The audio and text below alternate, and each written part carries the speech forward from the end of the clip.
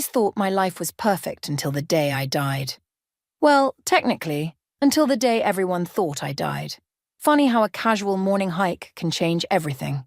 My name is Sonia, and 6 months ago, I was declared dead after falling from Carson Ridge Trail.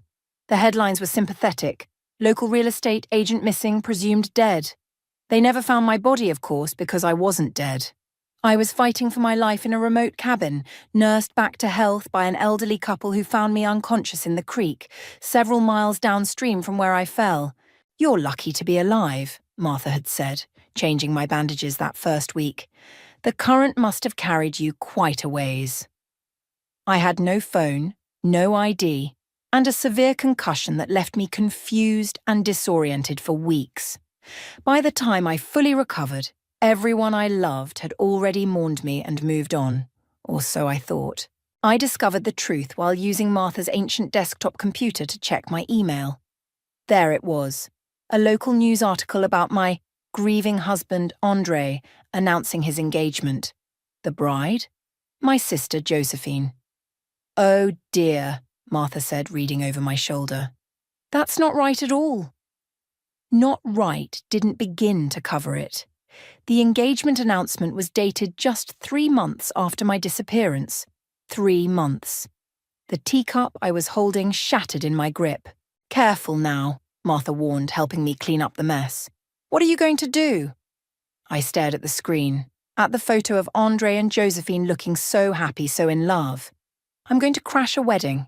The next day, I convinced Martha's grandson to drive me into town. I needed to see it with my own eyes. Sitting in his beat-up truck outside my old house, I watched Andre and Josephine emerge, holding hands, laughing. "You sure you don't want me to call the police?" the grandson asked. I shook my head. "Not yet. I need to understand first."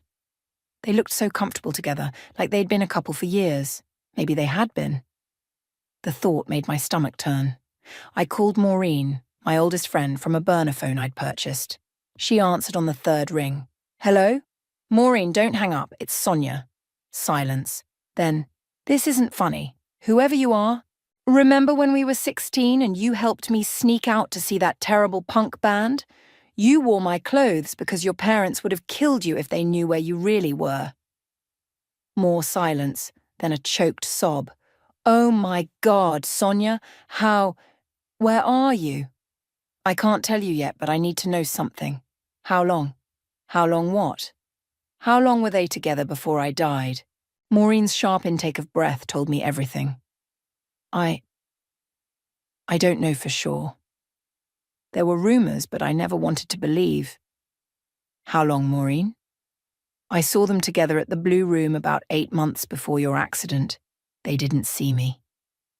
I wanted to tell you, but I had no proof, and Josephine swore it was a one-time thing when I confronted her.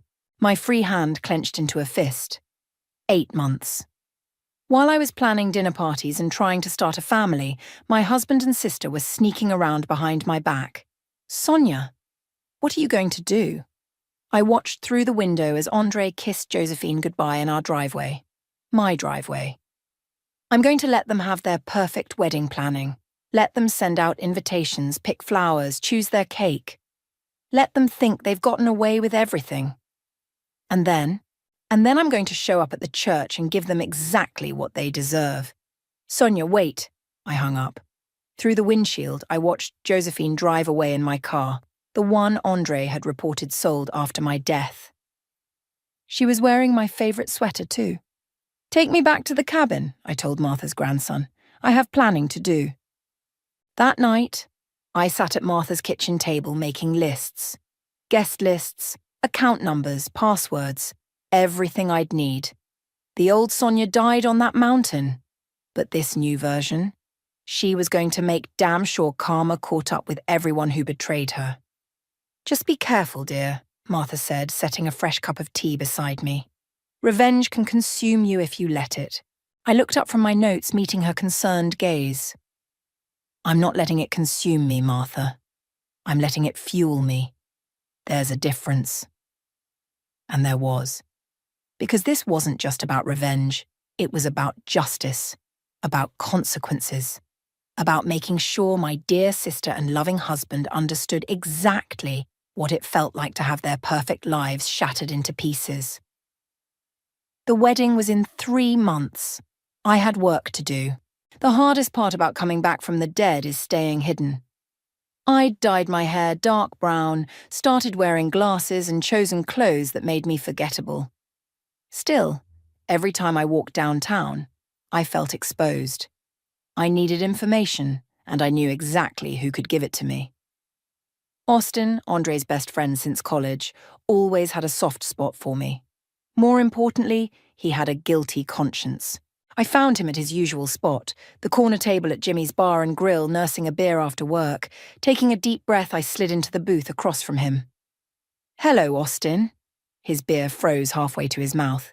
The colour drained from his face as if he'd seen a ghost, which technically he had. "Jesus Christ," he whispered. "Sonia? Keep your voice down." I glanced around the bar. "I need to talk to you." "But they said dead." "Yeah, not so much." I leaned forward. "Tell me everything, Austin. How long did you know?" He set his beer down with shaking hands. "I swear I didn't know before the accident. But you knew after, when they got together so quickly." He rubbed his face. "Look, Andre told me there had been something going on, but I thought it was over." "When?" "About a year before you disappeared. He said it was a mistake, that he ended it." Austin wouldn't meet my eyes. "Then after you were gone, it was like they didn't even try to hide it anymore." My fingers dug into the wooden table. "Did everyone know except me?" "No, God, no, but there were signs. The way they looked at each other at family gatherings, late-night phone calls. I confronted Andre once, told him to come clean, but you never told me." "I'm sorry, Sonia. I should have." A waitress approached our table. I pulled my baseball cap lower and ordered a whiskey neat. I was going to need it. "There's more," Austin said after the waitress left. "About your house, your money." "What about it?" "Andre used your life insurance payout to clear his gambling debts. Then he and Josephine, they're using what's left to plan this ridiculous wedding. Your money, Sonia. They're using your death to fund their new life together." The whiskey arrived. I downed it in one go. "Show me proof." Austin pulled out his phone, pulled up some photos, bank statements, text messages, evidence of their betrayal laid bare in pixels and numbers. "I kept everything," he said. "In case, I don't know, in case the truth ever came out." "Well, it's about to." I showed him the wedding invitation I'd swiped from Maureen's mail. "St. Michael's Church, 3 weeks from now." "Sonia, what are you planning?" "Justice." I stood up, then paused. "One more thing. My mother, is she really okay with all this?" Austin's expression said it all. "Ren, she's been helping them plan the wedding. Says it's what you would have wanted, for them to be happy." The betrayal hit like a physical blow. My own mother blessing this farce? Thank you, Austin, for everything. I turned to leave, then looked back.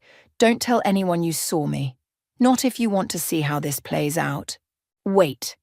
He grabbed my arm. "There's something else you should know about the day you went hiking." My heart stopped. "What about it?" "Andre knew about that trail, how dangerous it was after rain. He's the one who suggested you go there that morning." The implications hit me like ice water. Had my accident been arranged? "Do you have proof of that too?" Austin nodded slowly. "Text messages from that morning, between him and Josephine. Send them to this number." I handed him a piece of paper with my burner phone number. "Everything you have, every screenshot, every statement."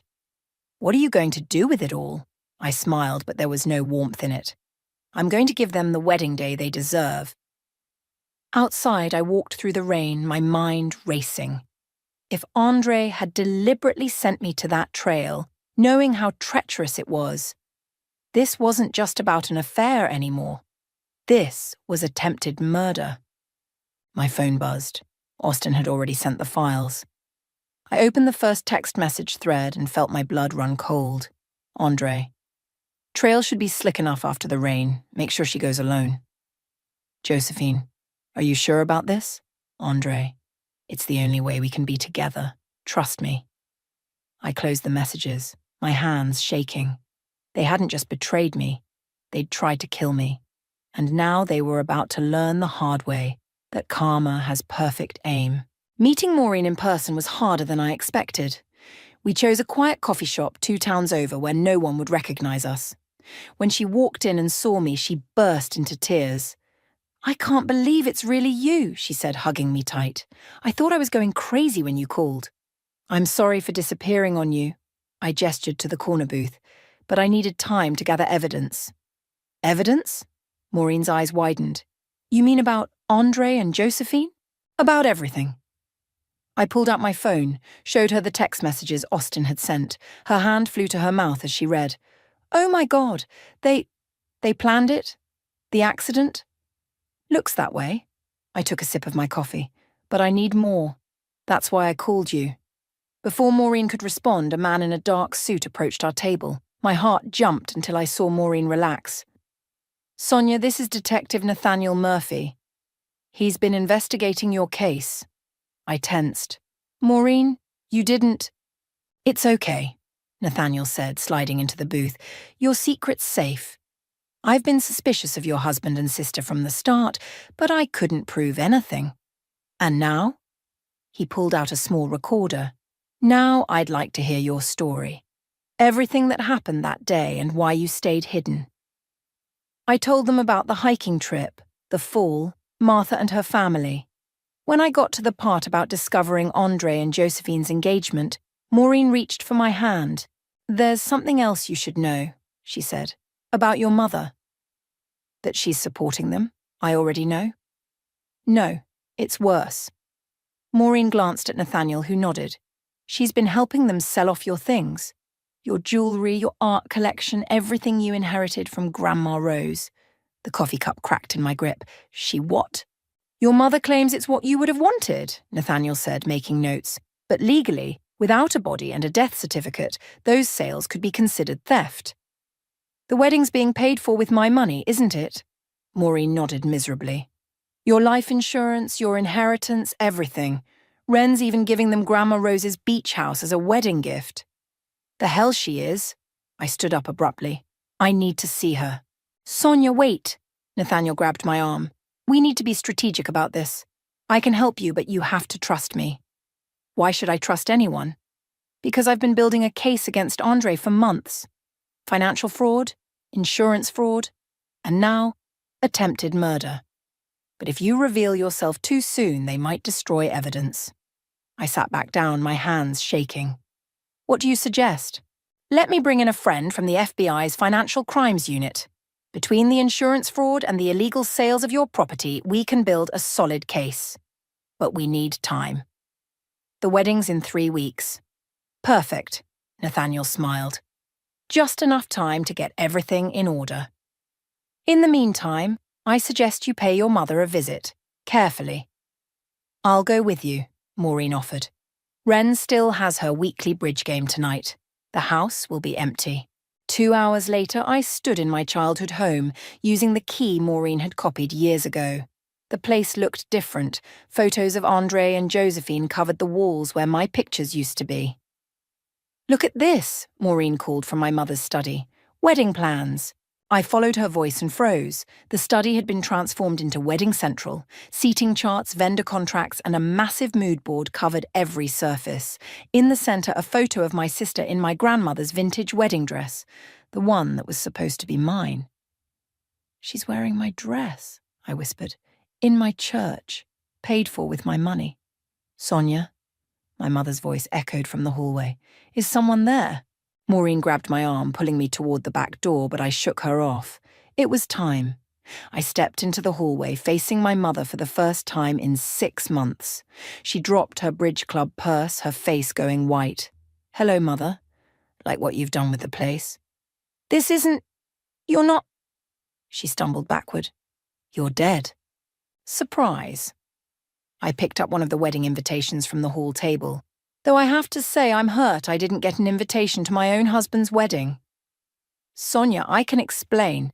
Save it." I held up my phone, showing her the text messages. "I know everything. And in 3 weeks, everyone else will too." I walked past her, pausing at the door. Oh, and Mother, that beach house you're planning to give them, it's still legally mine. Maybe remember that before you start giving away things that don't belong to you. The last thing I saw was her collapsing into a chair, her perfect world crumbling around her. Good. It was just the beginning. Detective Nathaniel's office was cluttered with case files, but the one he placed in front of me was the thickest. Your husband's been busy, he said, opening the folder. Look at these bank transfers. I leaned forward, scanning the documents. These are from my personal accounts. Accounts he shouldn't have had access to after your death.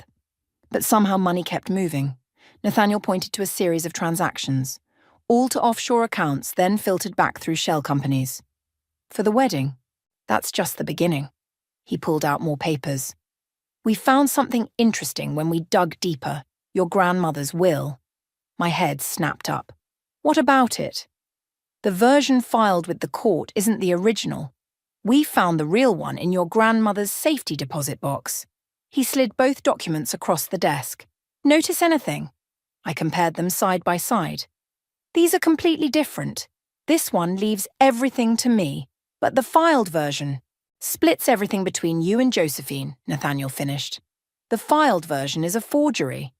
How? Your mother had power of attorney after your grandmother's stroke. She could have made the switch before filing. My hands clenched the papers. So my own mother stole my inheritance. And now she's helping Andre and Josephine sell off assets they technically don't own. He leaned back. We've got them on fraud, forgery, and conspiracy. The attempted murder charge is trickier, but... A knock interrupted us. Maureen burst in, looking frantic. You need to see this, she said, thrusting her phone at me. It was a social media post from Josephine. Final dress fitting. Can't wait to honor my sister's memory by wearing her dream dress on my special day. Wedding countdown. A love wins. The photo showed her in my grandmother's dress, altered and modernized. My dress, my inheritance, my life. I'm going to be sick, I muttered. There's more, Maureen said. They're planning to announce at the wedding that they're expecting. The room spun. What? I overheard Josephine telling your mother yesterday she's 3 months pregnant. 3 months. The math wasn't hard. They'd conceived their child while planning their wedding with my money. I want to destroy them, I said quietly. Not just legally. I want them to feel what I felt. Nathaniel exchanged looks with Maureen. We have enough for arrests, but if you want maximum impact, the wedding, I finished. Let them have their perfect day. Then take everything. It's risky, he warned. If they suspect anything. They won't. I stood up. Because my mother's going to help us. What? How? She has a choice to make. I gathered the will documents. Help us, or go down with them. That evening, I waited in my mother's darkened kitchen. When she came home and flipped on the lights, I was sitting at the table. Jesus, she clutched her chest. Stop doing that. Sit down, Mother. We need to talk about Grandma Rose's will. Her face went pale. I don't know what you... I slapped both versions on the table. Want to explain this? Where did you get those? Doesn't matter. What matters is what happens next. I pushed the real will toward her. You're going to help me or I'm taking this to the DA. You wouldn't. I'm your mother. And Josephine's my sister. Didn't stop either of you from trying to kill me. I didn't know about that. She collapsed into a chair. I swear, Sonia, I only found out after they said you were dead. But you helped them anyway. They were in love. I thought it was fate. I laughed bitterly. Fate? They planned my death, Mother, and you helped them profit from it. She started crying. I didn't move to comfort her. Here's what's going to happen, I continued. You're going to keep planning this wedding. Make it perfect. Spare no expense. It's my money anyway, right? What are you going to do? I'm going to give my sister exactly what she deserves. The question is, which side will you be on when it happens? She stared at the wills for a long moment. What do you need me to do? First, get me a copy of every financial document you have. Then, I want to know every detail about this wedding, every vendor, every guest, every speech. And if I do this, then maybe just maybe, you won't spend your retirement in prison. As I left, I heard her on the phone. Josephine, darling, I've had the most wonderful idea for your wedding entrance. Perfect. Everything was falling into place. In 2 weeks, my sister would have her dream wedding, and I would have my revenge. I pulled out my phone to text Nathaniel, "Mother's in, time to set the stage." The response came quickly. "Ready when you are. This will be one hell of a wedding." The wedding rehearsal was in full swing when I slipped into the church balcony. From my hidden vantage point, I watched my replacement life unfold below. "No, no," my mother called out. "Josephine, darling, you need to pause longer at the third pew. That's where the photographers will be." Josephine, wearing a sundress that barely concealed her growing belly, practiced her walk again. Andre stood at the altar, beaming at her like she was his whole world, just like he used to look at me. "They seem nervous," Maureen whispered beside me. "Especially Josephine." Good. I adjusted my binoculars. "Who's that man talking to Andre?" "New investor in his real estate business. They're using your life insurance money to start a development company." My phone buzzed. "Nathaniel." "FBI team in position. All accounts flagged. Ready when you are." Below, Josephine was having what looked like a heated discussion with my mother. "I can't do this," I heard her say. "It doesn't feel right." "Don't be ridiculous," my mother hissed. "Everything's perfect." But the dress. Wearing Sonia's dress. What if what? Andre joined them. "Babe, we talked about this. It's what Sonia would have wanted." I almost laughed out loud. Instead, I texted Austin, "You're up." Right on cue, Austin burst through the church doors looking appropriately flustered. "Andre, we have a problem with the permits for the new development." Andre's face darkened. "Not now. The bank's threatening to pull funding. We need to deal with this today." "Fine." Andre kissed Josephine's cheek. "I'll handle this. You finish the rehearsal." After they left, Josephine sank into a pew, head in her hands. My mother patted her shoulder awkwardly. "I'll get you some water," she said, hurrying away. Perfect. I slipped down the back stairs and into the sanctuary, staying in the shadows. Josephine was alone, muttering to herself, "This is wrong, this is all wrong." "Having second thoughts, sister dear?" She whirled around, but I stayed hidden behind a pillar. "Who's there?" "Just your conscience, telling you what you already know, that karma's coming." "Sonia," her voice cracked, "that's impossible." "Is it?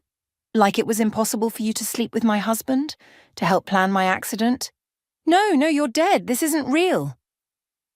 I stepped into a shaft of coloured light from the stained glass windows. Her face went ashen. Surprise. She stumbled backward, crossing herself.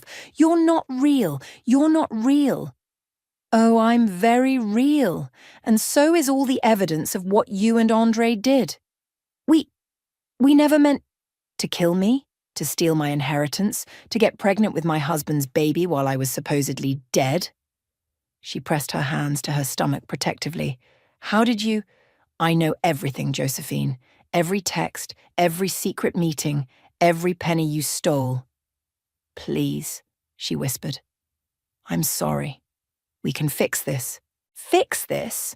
I laughed coldly. "Like you fixed my brakes before suggesting that hiking trail?" Her eyes widened. "That was Andre's idea. I tried to stop him." "Those texts say otherwise." I moved closer. "But don't worry. I'm not here to hurt you. I'm here to promise you something." "What?" "The perfect wedding day you deserve." I smiled and she shrank back. "Sleep well, sister. I'll see you at the altar." I melted back into the shadows as my mother returned. Josephine was hyperventilating. Mom, I saw her. Sonia's alive."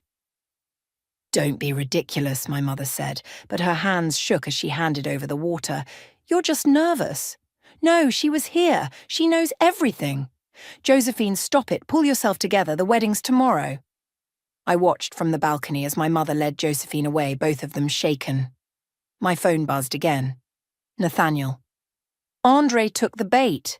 He's trying to move money between accounts right now." "Me." "Perfect. Let him dig his grave deeper. Maureen touched my arm. Are you sure about tomorrow? We could still do this quietly, legally. No, they wanted a spectacular wedding. They'll get one. I showed her my phone. Look what Austin just sent. The photo showed Andre in his office, frantically shredding documents. Too late. We already had copies of everything. Tomorrow, I said, everyone will know exactly who they really are. And then they'll lose everything. Just like I did. I stood up, taking a last look at the church where my sister would almost marry my husband. But first, I need to get ready. I have a wedding to crash. As we left, I heard Josephine's voice floating from the parking lot. I'm telling you, she was here. She's alive. Impossible, my mother insisted. Ghosts aren't real. I smiled. By this time tomorrow, they'd wish I really was a ghost. The night before the wedding, I sat in Maureen's guest room staring at my grandmother's jewellery box, the one my mother had forgotten to sell. Everything's ready, Maureen said, entering with 2 glasses of wine. Nathaniel has teams at every exit. Austin planted the documents. Even your mother came through with the seating chart changes. And the video. Queued up and ready. Though, she hesitated. Are you sure about this? It's going to destroy them completely. I opened the jewellery box, pulling out my grandmother's sapphire ring. They tried to kill me, Maureen. They stole my life, my money, my future. And tomorrow, they're going to know exactly how that feels. My phone rang, Josephine's number. We both stared at it. Answer it, Maureen urged. Find out what she wants. I put it on speaker. Hello, sister. Sonia? Her voice was slurred. I knew it was you in the church. I'm not crazy. Having pre-wedding jitters. Please. She started crying. Don't do this. Whatever you're planning tomorrow, don't. Why shouldn't I? Because I'm pregnant. Please think about your niece or nephew. I gripped the phone tighter.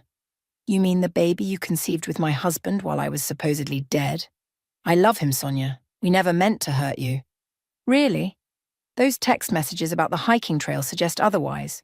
Silence then. That was Andre's idea. He said it would look like an accident, that we could be together without anyone judging us. And you went along with it. I was weak, stupid, but I've been paying for it every day. Her voice cracked. I see you everywhere. In my dreams, in mirrors, in empty rooms. I can't escape what we did. Good. I twisted my grandmother's ring. Then tomorrow will feel very familiar. What are you going to do? Just give you the wedding day you deserve. Sleep well, Josephine. I hung up as she started pleading again. Maureen watched me carefully. She sounds terrified. She should be. I stood up, walking to the garment bag hanging on the door. Inside was my grandmother's original wedding dress. The real one, not the altered version Josephine had. How did you get that? Maureen gasped. Martha's granddaughter works at the dry cleaners. She switched them last week. I ran my hand over the vintage lace. Josephine will find out tomorrow when she tries to put on her altered version. My phone buzzed with a text from Nathaniel. Andre just tried to empty all accounts. Everything's frozen. He's panicking. Good. Let him panic. Let him feel trapped, just like I did at the bottom of that ravine. Another text this time from Austin. He's drinking heavily at Jimmy's, talking about running. Should we stop him? Maureen asked, reading over my shoulder. No, let him show up hungover. It'll make everything better.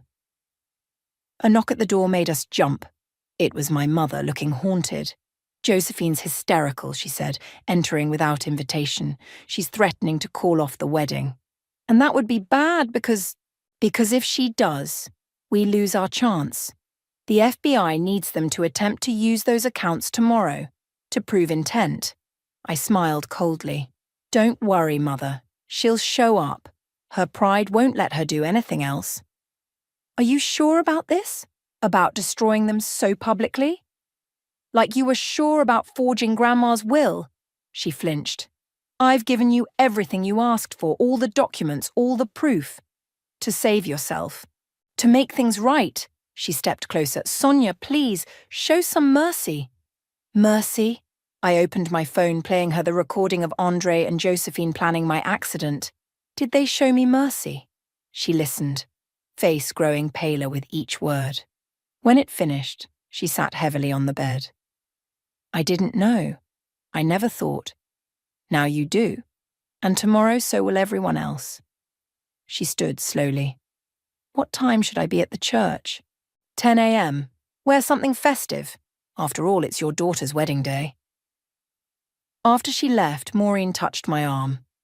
Are you really ready for tomorrow? I looked at my reflection in the mirror. The woman staring back wasn't the same person who went hiking 6 months ago. She was stronger, harder. I'm ready. I picked up my grandmother's sapphire ring. Tomorrow they'll learn what it feels like to lose everything in front of everyone they know. My phone buzzed one final time.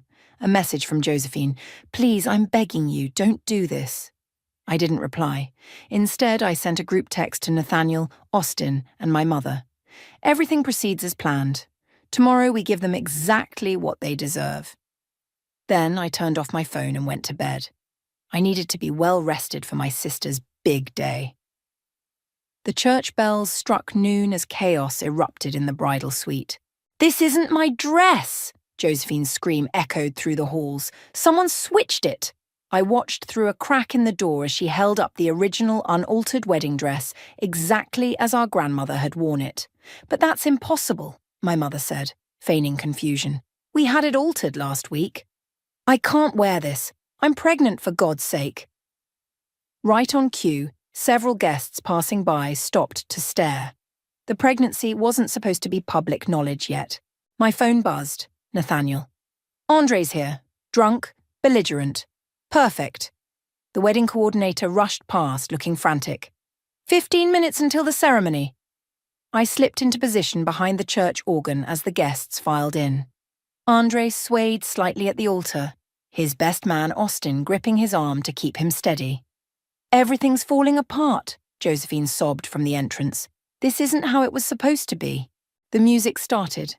Despite everything, the guests stood, turning to watch as my sister began her walk down the aisle in a hastily found backup dress. She looked terrified. The priest began his speech about love and honor. I caught my mother's eye from my hiding spot. She gave an almost imperceptible nod. If anyone has reason why these two should not be joined in holy matrimony, the priest intoned, speak now or forever hold your peace. I stepped out from behind the organ. I have a few reasons. The gasps were deafening. Andre stumbled backward. Josephine dropped her bouquet. Miss me. I walked down the center aisle, my heels clicking on the marble floor. Sorry I'm late. Traffic was murder. This isn't possible, Andre slurred. You're dead. We made sure. He caught himself, but too late. The church erupted in whispers. Made sure? I smiled. Like you made sure about the hiking trail, the loose rocks, the cut brake line on my car that thankfully failed before I reached the mountain. Sonia, please, Josephine whispered. Not here. Why not here? It's my church too. My dress you tried to wear. My money paying for all of this. I gestured around. My husband you're trying to marry. The doors opened. Nathaniel entered with 2 FBI agents. Speaking of money, I continued, Andre, would you like to explain to everyone how you've been spending my life insurance payout? Or should we ask the FBI Financial Crimes Unit? Andre bolted for the side door. The agents caught him before he made it halfway. And Josephine? I turned to my sister who had sunk to her knees. Should we tell everyone about the text messages? About how you helped plan my accident? I never meant. Show them, I called out. The video screen meant for wedding photos flickered to life, displaying their text messages in giant format. The crowd gasped as they read. My mother stood up. Sonia, that's enough. Enough? Like how you forged Grandma's will? Don't worry, Mother, the FBI has questions for you too. The agents were now leading Andre back in handcuffs. Josephine vomited into a decorative plant. You see, I addressed the stunned guests. This was supposed to be my happy ending, my husband, my house, my family. But they tried to kill me for it instead. We can explain, Andre shouted. Oh, you'll have plenty of time to explain. To the FBI, to the DA, to a jury. I walked up to Josephine. How's that karma feeling now, sister? She looked up at me, mascara streaking her face. I'm pregnant. I know, and your baby will know exactly what kind of people their parents are. The church was in complete chaos now. Guests were filming everything on their phones. Reporters who'd been tipped off were rushing in. My mother had fainted. Take them, Nathaniel ordered. The agents moved forward to arrest Josephine. Wait. I held up my hand. One last thing. I walked up to Andre as the agents held him. Remember how you always said I was too trusting, too naive? I pulled out my grandmother's sapphire ring. Turns out, I learned from the best about betrayal. I dropped the ring in the collection plate. Consider it a donation. God knows you both need the prayers. As they were led away, Maureen appeared at my side. Was it worth it? I watched my sister and husband being escorted to police cars, my mother being fanned back to consciousness, the shocked guests posting everything on social media. They tried to kill me and steal my life. I straightened my jacket. I'd say this was exactly what they deserved. The church bells rang again, marking the hour. Somewhere in the chaos, the wedding cake toppled over. A perfect metaphor for the day. Come on, I told Maureen. I believe there's an open bar at the reception. Seems a shame to waste it. Behind us, karma had finally caught up with everyone who'd wronged me. And it was beautiful. The courthouse steps were crowded with reporters as Andre and Josephine were led out in handcuffs. I watched from across the street, sipping coffee with Nathaniel and Maureen. 15 years each, Nathaniel said, plus full restitution of all stolen assets. The DA said it was one of the easiest convictions she's ever gotten, Maureen added, especially after Andre tried to blame everything on Josephine. I watched my sister stumble on the steps. Her baby bump was more visible now, but prison uniforms weren't particularly flattering. What about my mother? House arrest and supervised probation, Nathaniel checked his notes. She'll have to sell her house to pay back the estate she defrauded. My phone buzzed. A news alert. Someone had leaked Andre's prison interview. He still claims he loves you, Maureen said, reading over my shoulder. Says everything he did was because he couldn't handle choosing between you and Josephine. Funny way of showing love. I deleted the alert. Has Josephine said anything? Just that she's sorry over and over. Maureen hesitated. She's asked to see you. No. I stood up watching the police cars pull away. She lost that right when she helped plan my murder. Speaking of planning, Nathaniel pulled out an envelope. The FBI finished processing your accounts. Everything's been restored, plus damages. I opened the envelope. The number made me blink. That's everything they stole, plus interest, plus civil penalties. He smiled. You're a wealthy woman, Sonia. What will you do now? Maureen asked. Before I could answer, Austin jogged up to our table. You need to see this, he said, handing me his phone. Your mother's giving an interview. I watched as my mother, looking frail under house arrest, spoke to a reporter. I failed both my daughters, she said. I chose the wrong side, believed the wrong stories. If Sonia never forgives me, I'll understand. Turn it off. I handed the phone back. I've heard enough apologies. She's being transferred to a minimum security facility next week, Austin said. The doctors say her health is failing. That's not my problem. Sonia, Maureen touched my arm. You won your revenge. Maybe now it's time to... To what? Forgive them. Move on. I stood up. They tried to kill me. They stole my life. Some things don't deserve forgiveness. No, she agreed. But maybe they deserve understanding. Not for them. For you. I walked to the courthouse steps, remembering the day I discovered their betrayal. The anger had kept me going, kept me focused. But now, I'm tired, I admitted as Maureen joined me. Tired of being angry, of looking over my shoulder. Then stop. She squeezed my hand. You've got your life back, your money, your freedom. Don't let them take up any more space in your head. My phone buzzed again. A message from Martha, my rescuer. Cabin's always open if you need peace. Peace. What a concept. I bought a ticket, I said suddenly. To where? New Zealand. That hiking trip I always wanted to take. I smiled. Seems fitting to start over where I'm supposed to have died. Running away? No. Moving forward. I watched another police car pull away. They'll be in prison. Mother will be under house arrest. The money's back where it belongs. Time to write my own story. Without revenge. Without letting them control the narrative. I pulled out my grandmother's sapphire ring, retrieved from the church collection plate. This was never about the money or the inheritance.